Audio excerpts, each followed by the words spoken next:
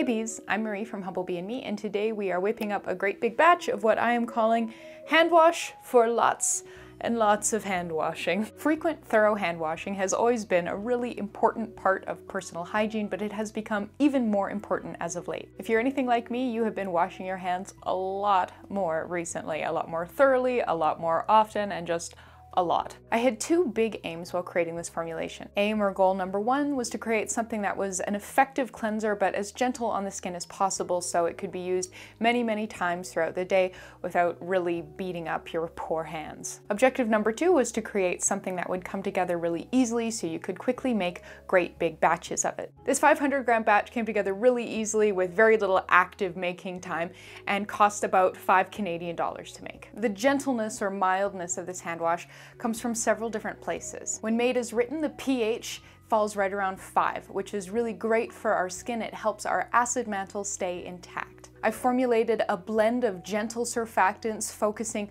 most of the weight of the blend on the more gentle surfactants to keep things as mild as possible. And I've also included quite a lot of vegetable glycerin and some Cromollient SCE to help make the hand wash milder. The easy making part comes from everything being liquid, so you don't have to wait for solids to dissolve. You can really just gently stir everything together and you're off to the races. I've left the fragrance and color up to you. You can have a lot of fun making a bunch of different batches. I know I've already done that. I've got a different color and a different scent at every sink in my house right now. If you'd like more detailed information about this formulation, including substitutions, scaling, shelf life, where to buy ingredients, and a whole lot more, please make sure you are reading the blog post, which is linked in the description box below this video, or simply go to humblebeeandme.com and search for hand wash for lots of hand washing. I think that's enough chat. Let's go get started.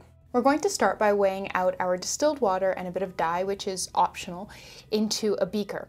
So for this batch size, which is 500 grams, we're going to need 270 grams total. Now in the formulation, I have spec'd 0.005% dye.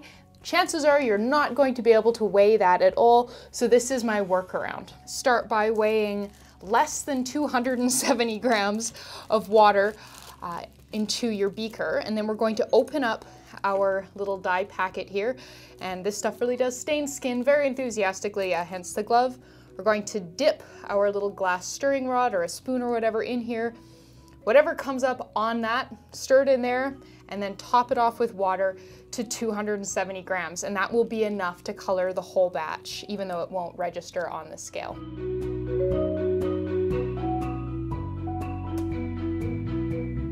Once you've weighed out all of the water and it is a pretty color of your choosing, set that aside. Up next, we're going to weigh out the glycerin in our surfactants. So you're going to need 75 grams vegetable glycerin, 40 grams Caprylyl and Capryl glucoside, 50 grams sodium Laureth sulfate, and 40 grams Cocamidopropyl Betaine. Our last three ingredients are our preservative, our fragrance, you can use a fragrance of your choice, and some Cromollient SCE. And just a reminder, if you need substitutions, please make sure you're reading the blog post linked in the description box below. So you're going to need 20 grams of Cromollient SCE, 2.5 grams fragrance oil of choice, and 2.5 grams liquid germall plus. Once you've weighed out all your ingredients, you can start to combine them. So I do like to give the surfactant mix here a good stirring before we start incorporating the water. You can see that even though I'm stirring this fairly enthusiastically, we're not really getting any like big lather buildup. Some bubbles, but it's not really foaming up like you would expect something with this much surfactant in it too, and that's because there's no water in there yet, so it's good to give this a good thorough blending while you can. And then we're going to slowly and gently add the water, and it's helpful to kind of pour it down this side of the beaker to avoid mixing it up too much, or if you have a spatula or a spoon or something, you can kind of break its fall by pouring it over your stirring implement. I'm not sure how well I can show this on camera, but it's blue for probably the top 80% of the mixture, and then the very bottom of it is kind of more of a beigeish color. So we're just going to gently stir this to incorporate everything. You can already see there's a lot more kind of lather happening than there was before we added the water, which is to be expected. All right, that's looking pretty good, but I'm gonna leave it for about 10 to 15 minutes to kind of dissolve on its own before wrapping this up. All right, so it's been about 15 minutes and sort of looking at this, it's looking pretty good. You wanna make sure when you're looking down through the sides of the beaker that you're not seeing a bunch of, sort of streaky solid bits. You want it to look like a uniform mixture. Now you'll notice it's really quite thin. So at this point in time, we have two options. If you have some foamer top bottles at home, so something like this that has the special foamer cap that allows you to put, as you can see, very thin liquids in a bottle and then pump them out and they'll come out as a big poof of foam, you can 100% bottle it up right now, and that's a very easy way to do this. If you don't have foamer top bottles, you're going to want to thicken the hand wash so that it doesn't just kind of dispense as a giant puddle in your palm.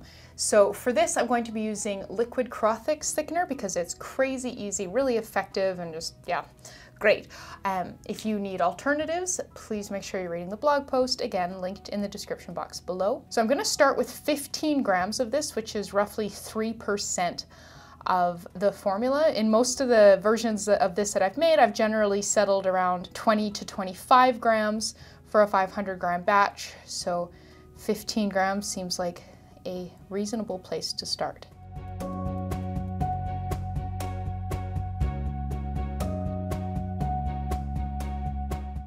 All right, so that's about 20 grams of the liquid Crothix incorporated in here, and I can definitely see that it's quite a lot more viscous than it was before. I'm gonna leave it for about 10 minutes and we can come back and check and see if we like the viscosity or if we want to add more. All right, so about 10 minutes later, the viscosity hasn't really changed that much from when we left it 10 minutes ago. I'm pretty happy with this. It's kind of like a thin, runny honey. If you wanted it to be thicker, you could definitely add more Crothix, but I think I'm done. So for packaging, I'm just gonna keep it real simple and I'm going to put it in a mason jar, and then I can use this to refill my pump bottles when they inevitably get empty. That's about it for the making part. And now for a bit of a use demo with some of the leftovers. I definitely don't consider myself to be like a hand washing expert by any means, but I have been trying to really up my hand washing game recently. To get some in our hands, you can see immediately we get some really nice bubbles there. It also continues to have really nice slip, so as you continue to work around your hands, it continues to just move really, really well.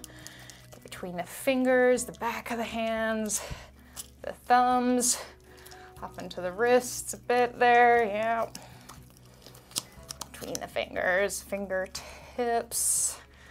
Learned this move from a CBC video. I'll link that in the description box below. A little bit of this scrubby on the palm here for the fingertips. Back and forth in between, back of the hands.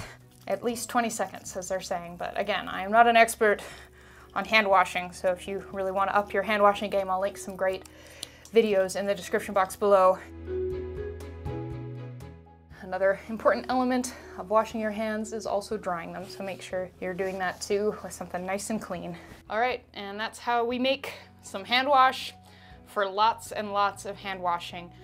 For more information, again, please make sure you're reading the blog post linked in the description box below, and I'll throw some other useful information down there too, so you can keep your hands nice and clean. And thank you so much for watching. Don't touch your face, wash your hands, stay safe, and I'll see you next time.